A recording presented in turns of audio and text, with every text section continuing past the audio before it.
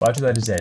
This is what I did instead. To see why this strategy is so effective, we first need to work out how much it costs to buy a buy to let property. This one is £450,000, but the price doesn't really matter. The first thing you need is a 25% deposit, which is £112,500. Next, we need to work out the stamp duty. Assuming you already own your own house or you have investment property, then you have to pay additional property stamp duty, which is between £26,000 to £23,000, depending on when you buy the property because of the current tax cuts. I can announce that we are cutting stamp duty. Let's go with £23,500.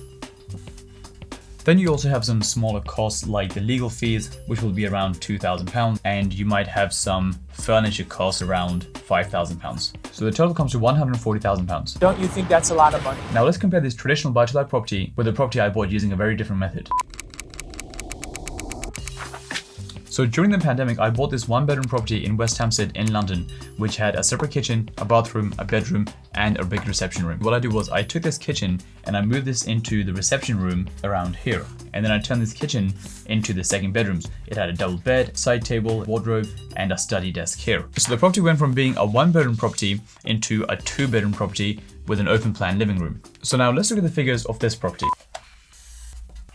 As a one-bedroom property, I bought it for £303,750. I then spent £84,883, which included the stamp duty, the refurb, the legals, the furniture, everything which was needed. The total cost of buying that one-bedroom property and turning it into a two-bedroom property was £388,633. By the way, when I bought the property, I had a mortgage on it, so it's not like I paid for the whole thing in cash.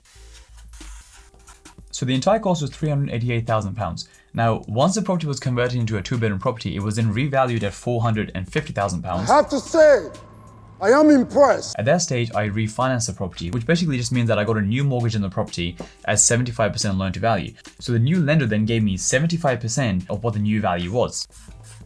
Now, 75% of $450,000 is $337,500. This is definitely not drawn to scale. So essentially what's happened is I have spent £388,000 to buy a one-bedroom property and turn it into a two-bedroom property. Once it's being converted, the bank has now given me $337,500 back, which means the property has only cost me around £51,000. So in the end, I've ended up with a £450,000 property for £51,000 using this method. Whereas if I just gone to the market and bought a £450,000 property like a normal investor, that would have cost me £143,000 rather than £51,000. So you end up with a property which has cost you 1/3 of what it would cost you if you just went to Rightmove and bought a £450,000 property. Now this is why this is even more important in the current economic climate. So since the mini budget, there's a lot of predictions that the property prices might come down. Now let's say you bought a property for £450,000. If the prices come down 10% and so you lose £45,000 of value, then you've technically taken a hit of £45,000. Whereas if you apply this method, when you have a property worth £450,000 and it comes down by £45,000, so now it's only worth £405,000,